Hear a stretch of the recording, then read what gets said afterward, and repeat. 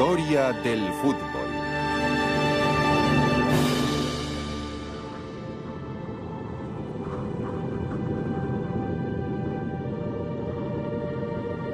Pues yo creo que cada uno tiene su filosofía y su manera de ver lo que es el fútbol, ¿no? Por ejemplo, el fútbol para mí es mi vida, porque el fútbol me ha dado todo.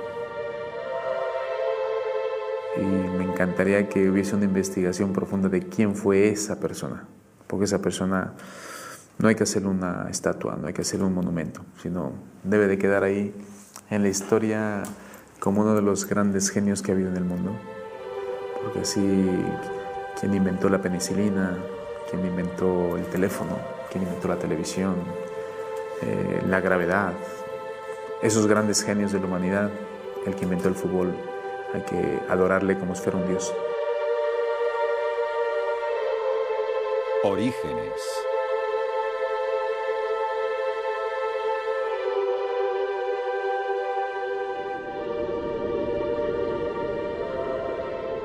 El origen del fútbol es una historia de signos y símbolos, dioses y juegos.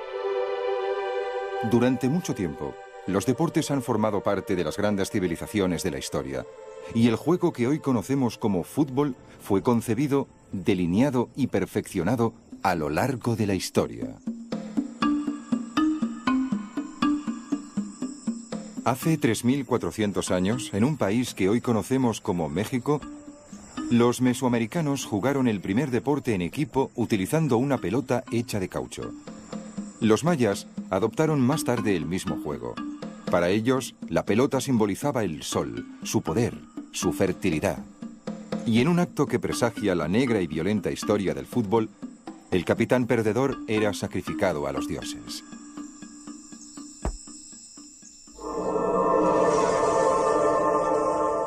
Los chinos demostraron ser más compasivos. El Tzu-Chu, un deporte popular durante la dinastía Han, celebraba la vida, no la muerte. Hacia el año 136 a.C., el poeta Li Yu dijo de él: la pelota es redonda, el campo de juego cuadrado, igual que el cielo y la tierra. La pelota vuela sobre nosotros como el sol, mientras que los dos equipos se enfrentan. El juego se extendió a Japón, donde se le llamó Kemari.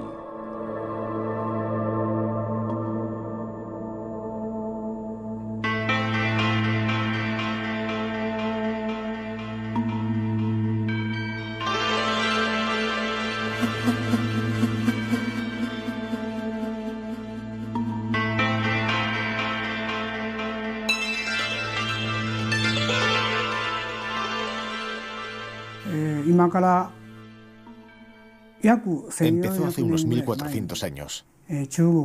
Fue introducido en Japón desde China, al mismo tiempo que el budismo. Ese ha sido su origen.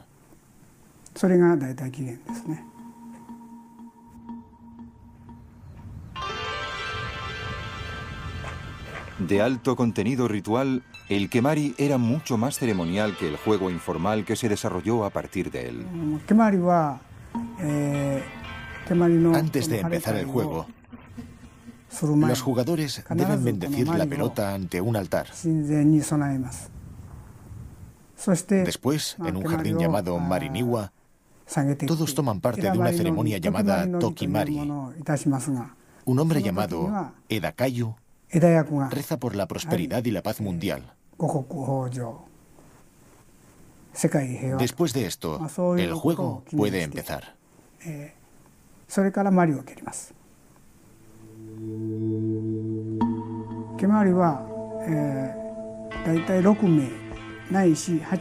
Juegan entre 6 y 8 personas al mismo tiempo. Lo más destacado es que nadie pierde ni gana. Las personas solo disfrutan del juego. Esto contribuye al espíritu del Kemari.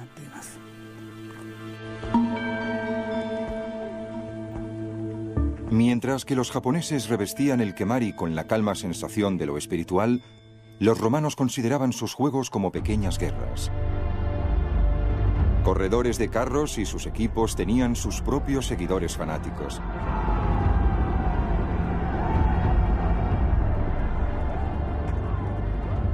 Utilizaban los colores de su equipo y a veces luchaban contra los seguidores del otro bando.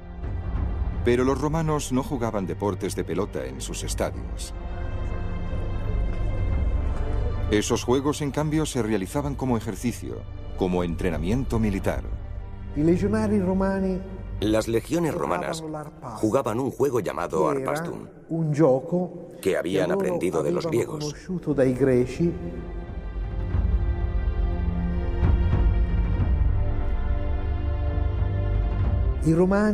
Los romanos se lo apropiaron porque era un juego de competencia en el que había que robar la pelota. Se dividían en 4 líneas: la stati, la velici, la principi y el treari. 4 líneas que con el tiempo se convirtieron en el ataque, el mediocampo, la defensa y el portero.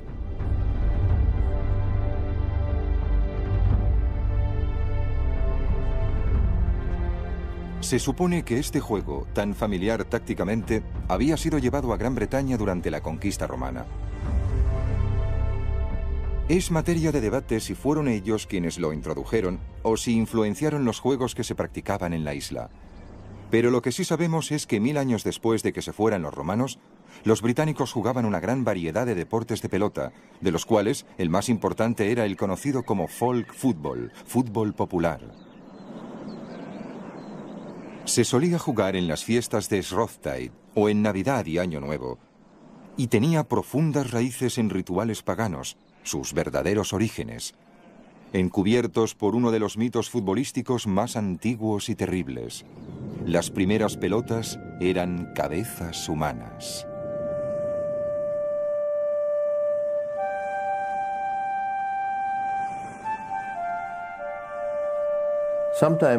A veces una vieja costumbre tiene su origen en una fuente que no conocemos o no podemos definir y que parece ser un secreto. Así tenemos esta antigua historia sobre Tuskar, un pequeño tirano que oprimía a su pueblo, les intimidaba y por ello, de tanto en tanto, se rebelaban contra él.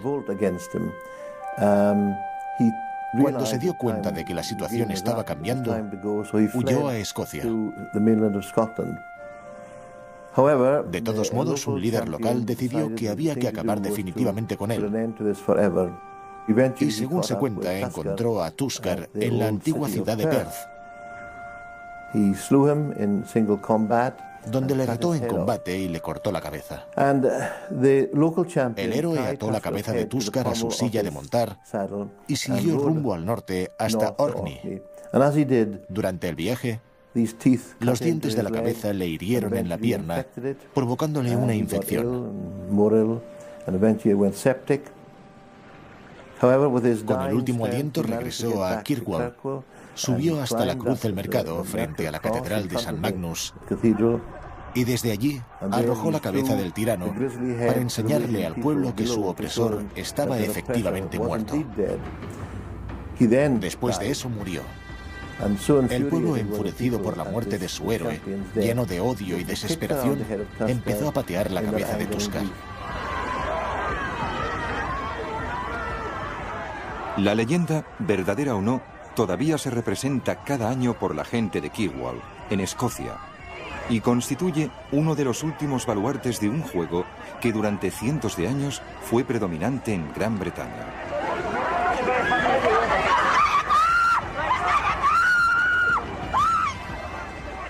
El juego en sí, abandonado hace ya mucho tiempo, es muy parecido a otros juegos populares de la isla. El campo es todo el pueblo. La cantidad de jugadores por bando, cientos. Las porterías, unas marcas separadas por más de 1,5 kilómetros. Por lo general, un solo gol es todo lo que se necesita para ganar el partido, aunque esto pueda llevar todo el día. En Kirkwall compiten 2 bandos, los de arriba, Up the Gates, y los de abajo, Down the Gates. La disputa por el balón, también llamado Ba, es profundamente simbólica. Durante mucho tiempo la tradición ha determinado que si los de abajo se las ingeniaban para conseguir la pelota, que representaba la influencia fertilizadora del sol, y lograban arrojarla en las aguas del puerto, eso traería buena pesca. Y si los de arriba conseguían llevar la pelota hasta su objetivo, en la medida en que eran mayoritariamente granjeros, eso tendría como resultado buenas cosechas, especialmente buenas patatas. Incluso hay un pequeño pueblo en Noruega que hasta hace muy poco cada año llamaban por teléfono para conocer el resultado, para saber si tendrían o no una buena temporada de pesca.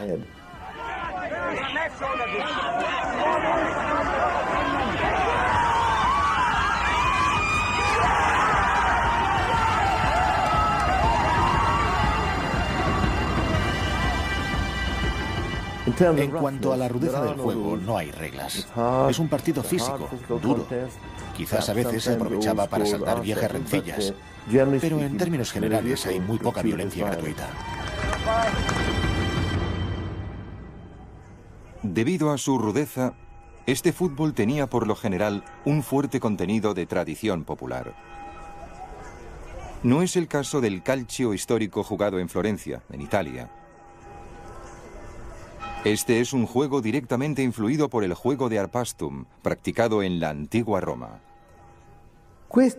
Este juego, que tanto practicaban los romanos, fue introducido también en la Florencia colonizada.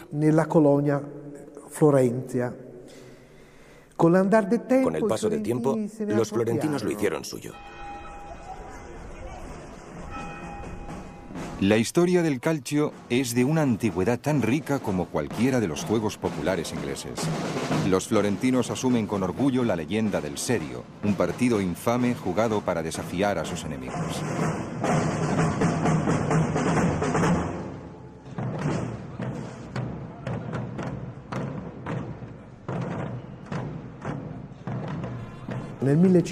En el año 1530, los florentinos sufrían el asedio de las tropas imperiales de Carlos V.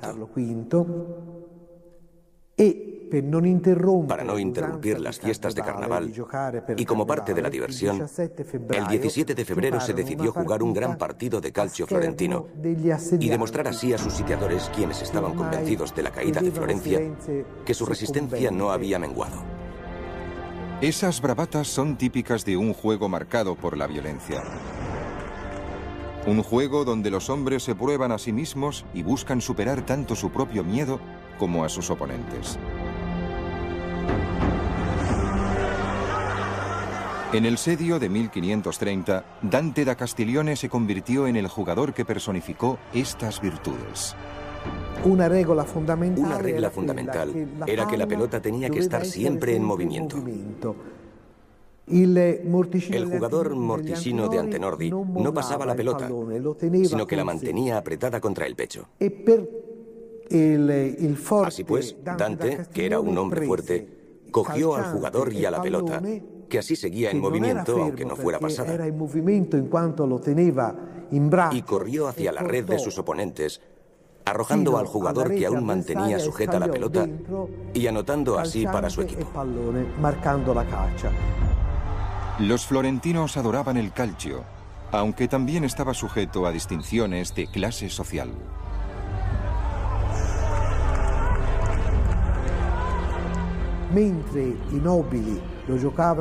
Mientras los nobles jugaban en las grandes plazas, con una gran participación de público, el pueblo consideraba que este era su juego y lo practicaban en cualquier parte de la ciudad. Considerazione che era il loro gioco e veniva praticato da tutte le parti, tant'è che girando per le strade di Firenze si può Todavía ancora hoy, vedere caminando por las calles de Florencia, cerca de palacios y de iglesias, pueden verse placas de piedra o de mármol en donde los gobiernos colocaban advertencias prohibiendo al pueblo juegos de calcio no oficiales. Appunto vicino alle chiese oppure per le strade a questo gioco spontaneo che tutti i fiorentini giocavano.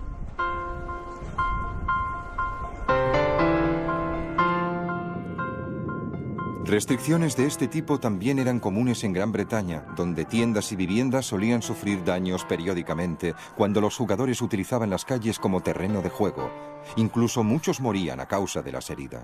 Se puede escribir la historia del fútbol popular en términos de los intentos por impedirlo. Autoridades locales emitiendo edictos, la realeza haciendo declaraciones en contra, universidades procurando impedir que se practicara. Su turbulencia, su violencia eran un desafío a la ley y el orden, el día y lugar donde se jugaba. Ya en 1314, el rey Eduardo II prohibió el fútbol en Londres, proclamando: por cuanto un ruido muy fuerte inunda la ciudad, causado por el griterío de la gente corriendo tras grandes pelotas, de las cuales muchos demonios podrían surgir, por lo que Dios mediante prohibimos la realización de tal juego en la ciudad en el futuro. Los descendientes de Eduardo fueron igualmente despectivos respecto al juego. Enrique V le declaró la guerra, y lo mismo hizo Enrique VIII, quien creía que distraía a los jóvenes de la arquería. Pero aún así, nada pudo impedir que se jugara al fútbol, y cuando en el siglo XIX finalmente este juego recibió una herida mortal, no fue debido a un acto humano, sino a causa de las máquinas.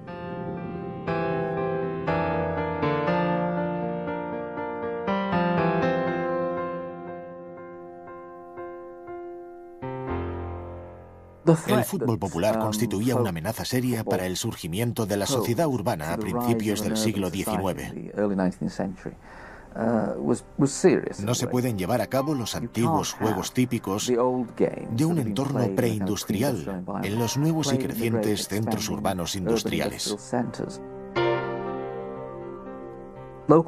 Los pueblos y ciudades crean leyes dirigidas a impedir que los juegos tradicionales se lleven a cabo en sus calles.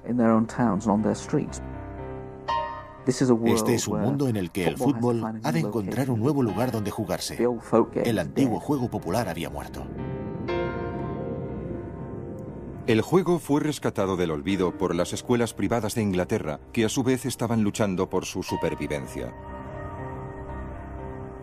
Hacia el 1850, la mayor parte de ellas luchaba contra un descenso en las matriculaciones y contra alumnos violentos. Los estudiantes hacían huelgas, quemaban las aulas y atacaban los locales.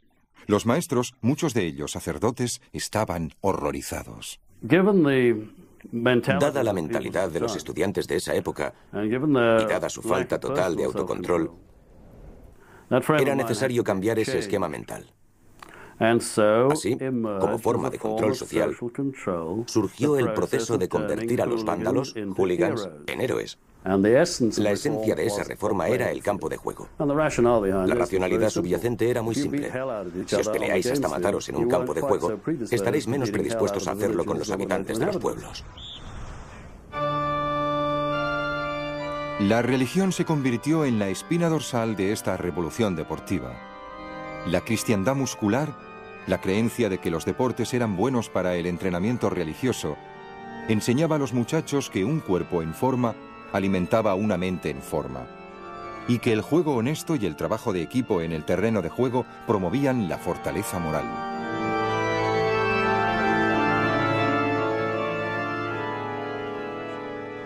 Cada escuela desarrolló su propia versión del fútbol. Algunas, como Harrow, favorecieron el juego de pateo, mientras que otras, como la escuela de rugby, permitían coger la pelota, correr y derribar a los contrincantes. Esta rica diversidad fue el punto de partida del juego moderno. Creo que los equipos de las escuelas privadas mantuvieron vivo el deporte, aunque probablemente lo más significativo fue que los estudiantes fueron a las universidades juntos, o dejaron los colegios y universidades, pero querían seguir jugando, y por lo tanto necesitaban una forma concertada de jugar. Eso es lo que llevó a la codificación del fútbol. El 26 de octubre de 1863, 11 clubes de Londres se reunieron en la Freemasons Tavern para discutir un conjunto de reglas comunes. Acordaron llamarse Asociación de Fútbol, pero surgió un problema. Los aficionados al rugby se opusieron a cualquier norma que impidiera coger la pelota con la mano o derribar al contrario. Fue un muro de contención contra aquellos que preferían un juego basado en patear la pelota.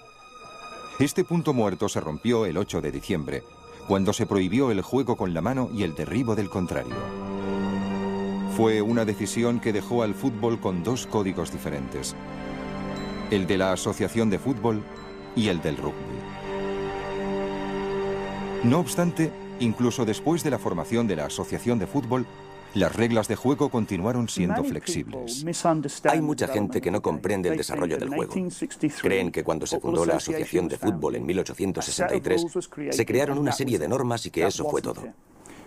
En realidad no fue así. Si en la década de 1860 o 1870 hubiéramos preguntado a un jugador si jugaba al fútbol o al rugby, seguramente nos hubiera respondido: disculpe, no lo entiendo. ¿De qué me está hablando? Era muy común que los equipos jugaran el fútbol de la asociación en la primera mitad y rugby en la segunda. Todo era cuestión de ponerse de acuerdo en las reglas del partido. Se podían tener 10, 11, 12, 14, 16, 20, todos los jugadores que se quisieran, siempre y cuando el otro equipo estuviera de acuerdo. Tal confusión era aún más pronunciada cuando se encontraban equipos de Inglaterra y de Escocia.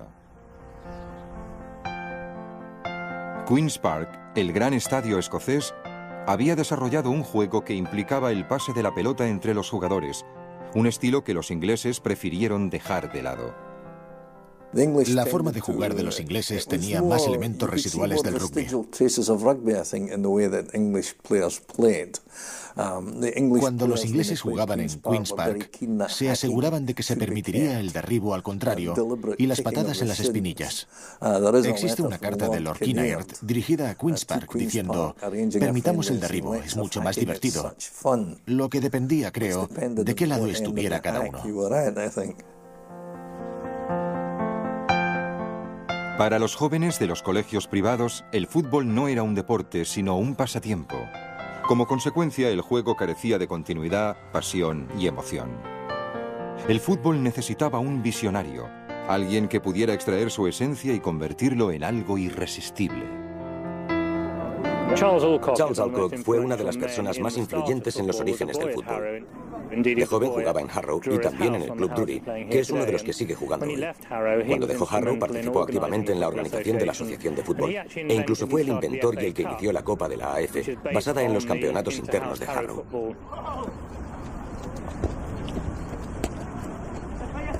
Disputada por primera vez en 1871, la Copa de la AF es el campeonato de fútbol más antiguo del mundo. La importancia de la Copa de la AF es muy clara. Establece un elemento clave de la competición y la naturaleza eliminatoria de la misma como una vía de desarrollo para el fútbol. De hecho, es lo que se hace hoy en día en la Liga Europea y en muchos campeonatos nacionales. Un campeonato con eliminatorias es lo que realmente llama la atención y atrae a las multitudes.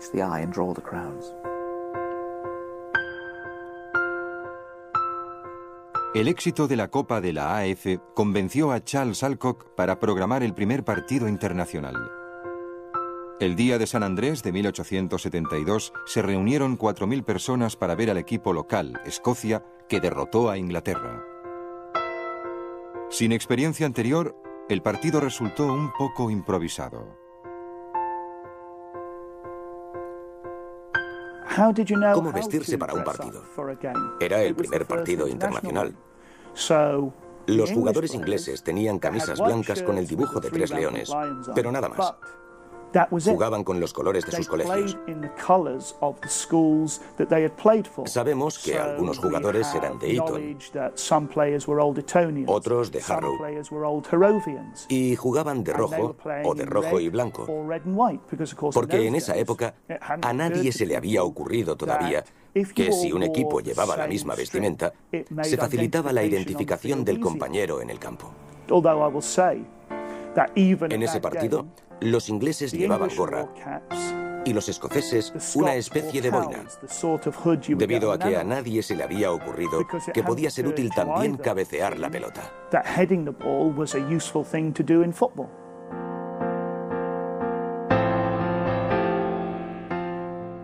Inglaterra empezó el partido con 8 atacantes y regateaba con la pelota. Escocia colocó 6 delanteros y se pasaban la pelota entre ellos. Una táctica revolucionaria que tendría un profundo impacto en el fútbol mundial. No es que ese partido fuera importante por haber sido el primero. Eso es un mero hecho estadístico. Su importancia reside en dos culturas que chocan en un mismo partido. Y la cultura dominante, la ganadora, fue la escocesa, basada en los pases, frente a la cultura de correr de aquellos jugadores ingleses. Esta es la causa de que aquel partido fuera el más importante de la historia del fútbol. La mayor parte de los primeros jugadores internacionales eran jóvenes de colegios privados, un reflejo del dominio total de las clases altas en el fútbol.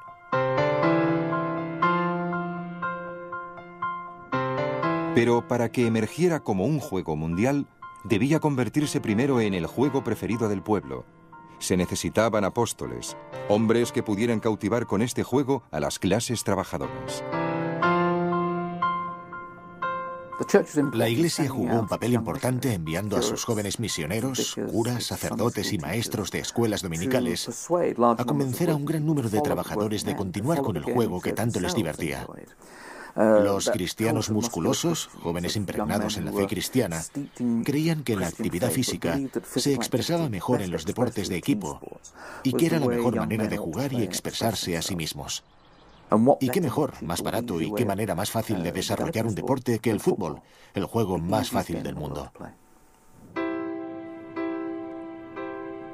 El fútbol se expandió por todo el país, aunque fue en el norte industrial, con su poderosa clase trabajadora, donde realmente se asentó. Creo que el proceso de industrialización es vital. En esa época es muy difícil imaginar un deporte de masas desarrollándose en un entorno no industrial. La cultura industrial provee de salarios regulares y una estructura semanal, la semana laboral, con espacios para el ocio, lo que permite que surja el juego.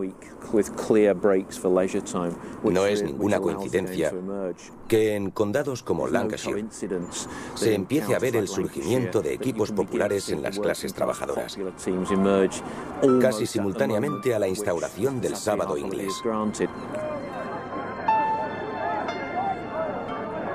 El sábado inglés, trabajar hasta mediodía, liberó a miles de hombres del peso del trabajo y creó un entorno en el que el fútbol se extendió con rapidez.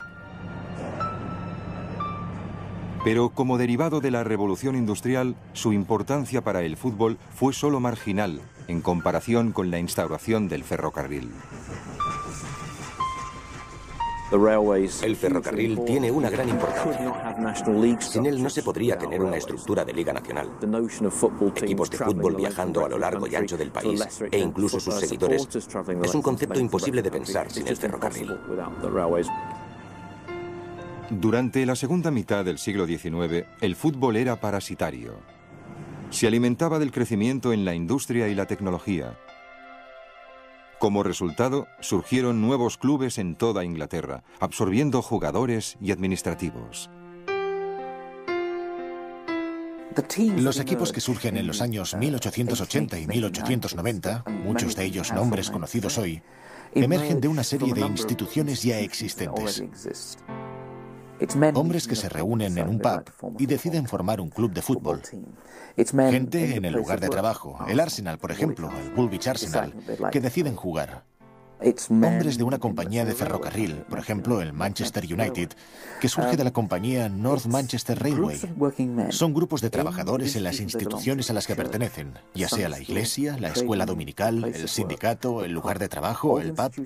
Todas ellas instituciones básicas para la clase trabajadora. Son las que generan los nuevos clubes de fútbol, muchos de los cuales conocemos en la actualidad. Al principio, los clubes eran esporádicos, surgían un día y desaparecían al siguiente. Pero a medida que más y más seguidores empezaron a presenciar los partidos, Clubes como el Aston Villa se vieron obligados a buscar un hogar permanente. Los del Villa alquilaron un campo a un carnicero por 5 libras esterlinas al año. El propietario pronto se da cuenta de que tiene algo bueno entre manos, porque aumenta el alquiler a 8 libras anuales. Efectivamente, lo que les permite disponer de un trozo de tierra es poner vallas y cobrar a la gente un penique por aquí, 3 peniques por allá. Y eso significa que tienes seguridad. Significa que puedes imprimir carteles diciendo dónde jugarás un día determinado y contra quién. Al igual que el Villa, clubes del norte y del centro de Inglaterra empezaron a crecer y se convirtieron en un serio desafío para la Copa de la AF. Desde 1871, esta era propiedad exclusiva de los grupos amateurs del sur de Inglaterra. Pero en 1883, todo eso cambió. Si hay un incidente que resume y simboliza el momento de transferencia de poder en el corazón del interés futbolístico, ese es la final de la Copa, en la que el equipo de Blackburn derrota a los Old Etonians.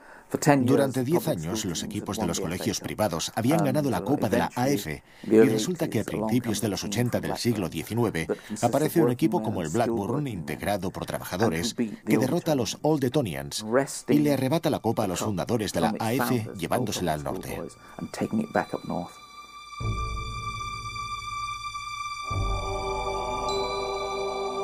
Esta derrota marcó el fin de la era de la dominación de los colegios privados sobre el campo. Pero todavía había una batalla mayor que librar.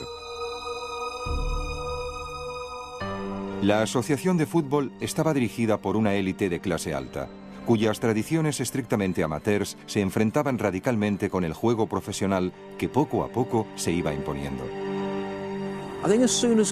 Creo que cuando empezaron a desarrollarse los campeonatos de Copa en los años 1870 y cuando empezó a crecer el número de asistentes a los partidos, fue inevitable que los clubes quisieran convertirse en entidades importantes y empezaron a pagar a sus jugadores. Cada vez se hizo más habitual que los clubes fueran a otros campos a estudiar jugadores, sobre todo en Lancashire, y encontraron en Escocia una buena fuente de recursos. El Preston North End era solo uno de los muchos clubes que estaban dispuestos a ignorar las estrictas reglas amateurs de las asociaciones de fútbol. La influencia escocesa en Preston fue muy grande. A lo largo de su historia podemos decir que este fue un club escocés jugando en la liga inglesa. Hacia 1886 en Preston jugaban una media de 8 escoceses. Se pusieron en marcha todo tipo de medios para disfrazar el hecho de que eran jugadores profesionales técnicamente ilegales. Uno de los recursos principales del Preston era dar pubs a los jugadores. Uno de los jugadores venidos del club Bolton, después de recibir el pub, se casó con una mujer del pueblo. Los seguidores del Bolton dijeron entonces que el Preston no solo les daba pubs a los jugadores, sino que también les daba esposas. Seducidos por las cartas que reclamaban sus servicios, un flujo importante de jugadores fue arrastrado desde el norte hacia las costas inglesas. Kilmarnock tenía un jugador muy bueno llamado Boomer Campbell. Se corrió el rumor de que un agente llegaría desde Nottingham Forest para fichar a Boomer. La policía local fue a la estación de tren, detuvo al agente y le puso en el siguiente tren en dirección al sur. Pero claro, con frecuencia estas transacciones tenían éxito y los jugadores se iban a clubes del sur. Se ponían anuncios en los diarios deportivos en los que invariablemente se referían a ellos como los profesores escoceses. La asociación de fútbol no pudo impedir la creciente marea de profesionalismo y en 1885 la sancionó. Este fue un punto de inflexión crucial en la evolución del fútbol. A mediados de los años 1880 ya está claro que hay mucha gente dispuesta a jugar y muchos más todavía dispuestos a mirar y a pagar por ello. Se necesita un ciclo regular de juego durante los meses de invierno, desde septiembre hasta marzo o abril. Los estadounidenses habían perfeccionado un sistema de ligas similar para el béisbol. Ese fue el modelo que se introdujo en Inglaterra a finales de los años 1880 y que permitió que se jugara al fútbol durante los meses de invierno y que los seguidores pudieran acudir regularmente a los partidos, gracias a la incorporación de elementos de competencia: ganar, perder, subir posiciones y ser campeones.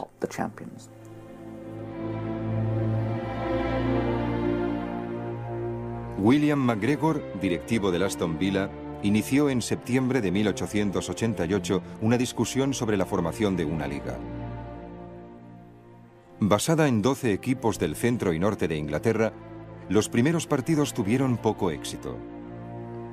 Accrington llegó una hora tarde a su partido con el Everton, mientras que Storr se presentó al partido contra Preston con 9 jugadores. Uno había perdido el tren, mientras que otro había firmado por otro club. El Preston North End se convirtió en el primer campeón de Liga del mundo, llevándose el título sin haber perdido un solo partido.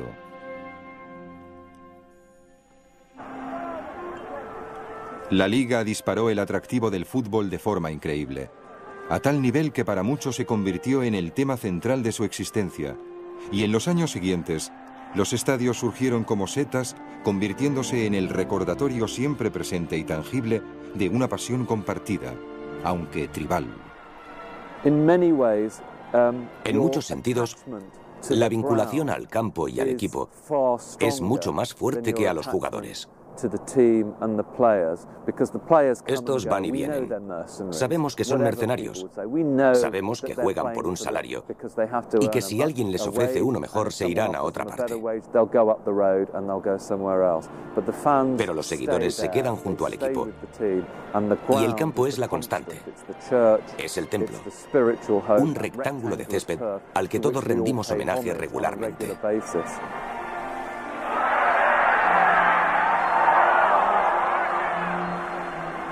Una vez conquistado el corazón y la mente de los británicos, el fútbol inició su diáspora.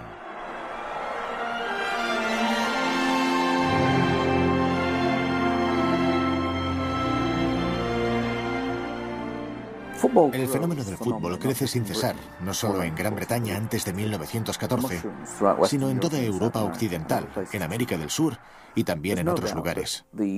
No cabe duda de que los hombres comprometidos con el fútbol también lo están para jugarlo allá donde vayan. Hombres de negocios británicos, soldados, marineros, funcionarios del imperio e incluso simples trabajadores. Decenas de miles de trabajadores que viajan. Todos ellos se convierten en misioneros del juego. No lo han sido en su país, pero cuando están en el extranjero se aferran al juego, se aferran a la cultura que han dejado atrás, la de su casa. Y esto es lo importante, la cultura secular a la que están vinculados es el fútbol. Hacia 1900, el fútbol británico tiene una influencia decisiva en todos los niveles, pero sobre todo en 1914. El éxodo masivo de trabajadores cualificados británicos a los nuevos centros industriales contribuyó a asentar el juego en toda Europa.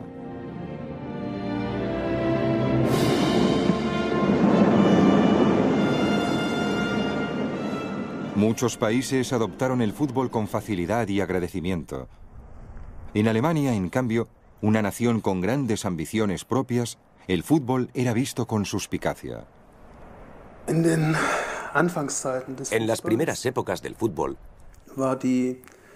la opinión mayoritaria en Alemania era contraria al juego. Se veía al fútbol como un producto importado de Inglaterra, que era, en términos políticos, el gran enemigo. Sencillamente, el fútbol no gustaba. Se lo consideraba indecente, debido a que era un deporte que se practicaba con pantalones cortos y se enseñaba el cuerpo, aunque solo fueran las piernas. Estas cosas no eran aceptadas por el alemán medio. Por otro lado, el deporte principal en Alemania era la gimnasia, con un fuerte contenido nacionalista, muy diferente del fútbol.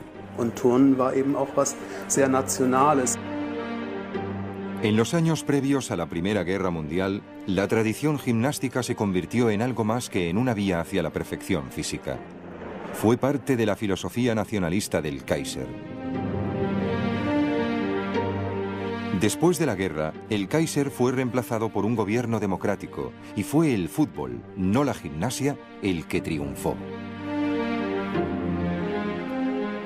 Richtig populär wird Fußball, denke ich, erst in der Weimar. Las condiciones diferentes posibilitaron que el fútbol se convirtiera en algo realmente popular durante la República de Weimar. Durante el Imperio, los obreros, los trabajadores industriales especialmente, no tenían tiempo para jugar al fútbol. Trabajaban todo el día.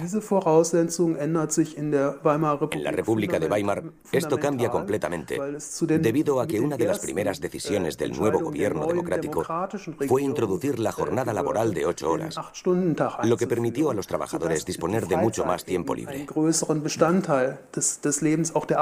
A partir de entonces, hubo un gran crecimiento del fútbol, debido a que se produjo un flujo muy importante de trabajadores hacia los clubes deportivos.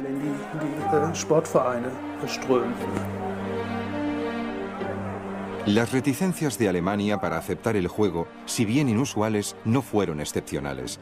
El fútbol era el gran regalo de Inglaterra para el mundo, aunque muchos sentían que los guardianes de este deporte eran sobreprotectores y remisos a ceder control sobre el juego que habían inventado.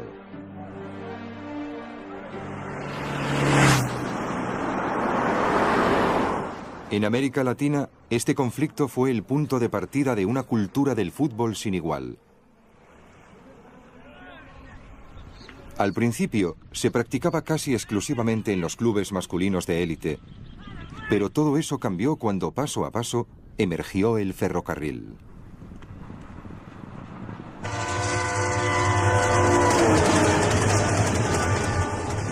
Quiere decir que toda la configuración, por lo general, ¿dónde pasó el ferrocarril? Porque esos fueron, quién sabe, los inductores del fútbol en Argentina como en América, ¿no? Y verdaderamente, en el caso mío, yo soy un gran agradecido a la industria británica. Y me preguntan todo el mundo, ¿pero qué? ¿Industria británica cuál? Digo, la del fútbol. Porque gracias al fútbol, por ejemplo, podemos subsistir millones y millones de personas y de familias gracias al juego de fútbol. Pero los argentinos no siempre fueron tan agradecidos. Antes el fútbol sobrevivía en un vacío, con los británicos ejerciendo todo el poder sobre el juego y su organización. Y el primer equipo que dominó en la Argentina, cuando se organizó el fútbol con campeonatos, era un equipo alumni de los hermanos Brown. Entonces, un equipo de origen inglés, como era el fútbol en ese momento, dominado por quienes lo trajeron. La Argentine Football Association, no era Asociación de Fútbol Argentino. Sus estatutos, su reglamento, era todo en inglés.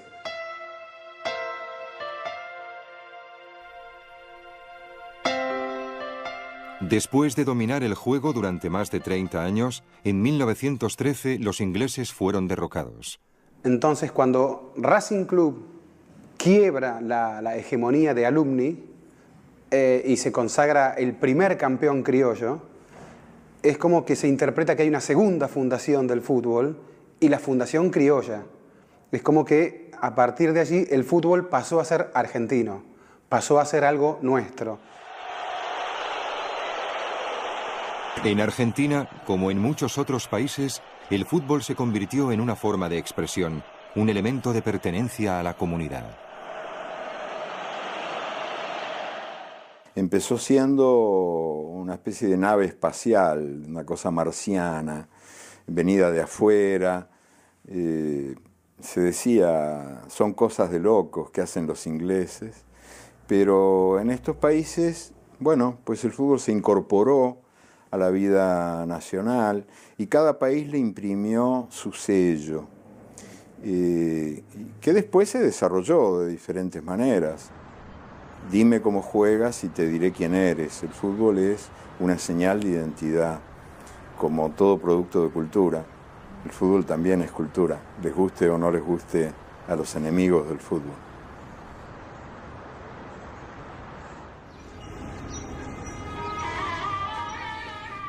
La liberación protagonizada por Argentina estaba claramente situada en el terreno de juego.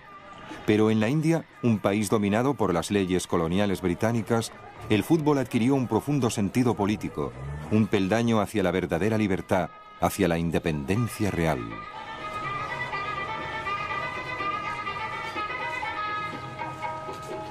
El fútbol se jugó en la India desde 1870, cuando llegaron los primeros misioneros. Los sacerdotes jugaron un papel muy importante en la popularización del fútbol.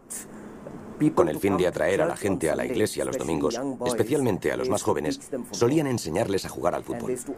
Y así organizaron el fútbol por toda la India, sobre todo a través de las escuelas misioneras, como por ejemplo los hermanos irlandeses, los jesuitas y muchas otras hermandades que vinieron a fundar escuelas en la India.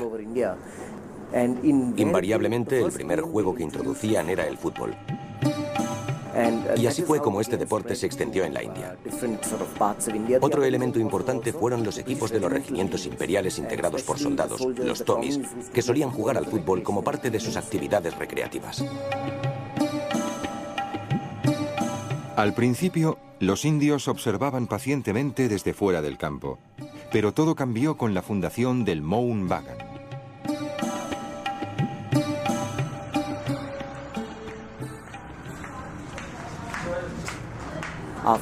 El Mohun Bagan fue el primero y más famoso de los clubes. Se fundó en 1888-1889 y tiene una historia peculiar. El club se formó bajo el concepto de cristiandad muscular, muy popular en Inglaterra y en Europa en el siglo XIX. Consistía en entrenar para adquirir una buena forma física y eso contribuiría a que fueran mejores personas. Mohun Bagan tenía esos mismos ideales y a fin de formar físicamente a la juventud bengalí y darles un cierto sentido de la disciplina, montaron un campo de deportes. La Copa Durand, el segundo campeonato más antiguo del mundo, tuvo su inicio en Calcuta en 1888. Al principio, los administradores británicos prohibieron la participación de los indios en el campeonato, pero más tarde, y a medida que las actitudes coloniales se hicieron más flexibles, los integraron. Cuando empezó la Copa Durand, era solo para los equipos de los regimientos imperiales. Pero el fútbol se había convertido en algo tan popular entre los indios que podría haber sido conflictivo tener dos ligas separadas. Ello podría haber contribuido a generar una situación de apartheid. Que los clubes indios y los ingleses jugaran juntos era una situación mucho más armónica.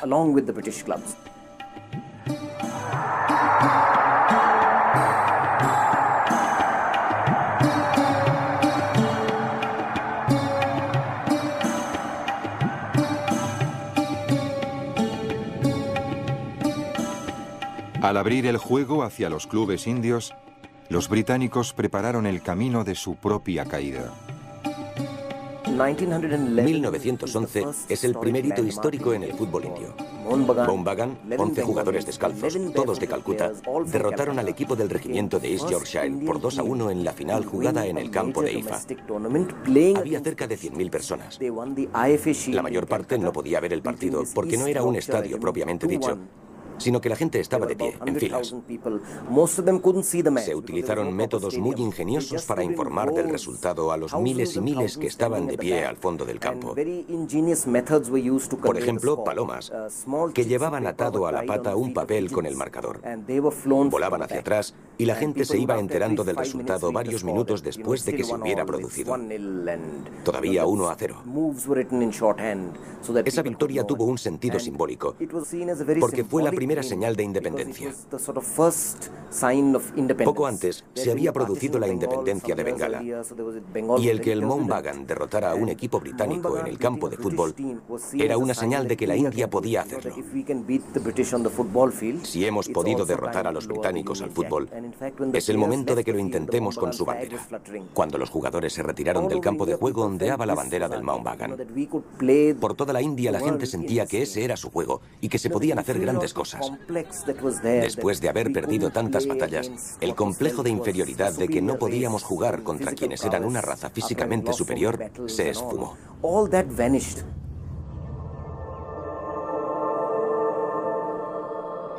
El fútbol por fin se convirtió en un juego verdaderamente democrático. Un juego tan simple, tan universalmente aceptado, que había muy pocos lugares que no hubiese conquistado.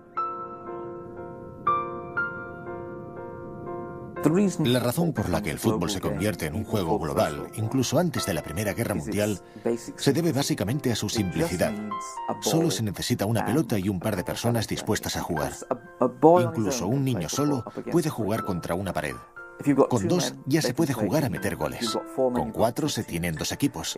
Incluso un grupo de hombres perdido en el Ártico puede jugar al fútbol si tienen una pelota.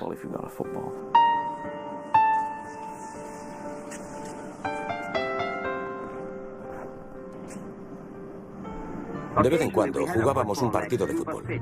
El equipo sale del refugio encabezado por el señor Gavin.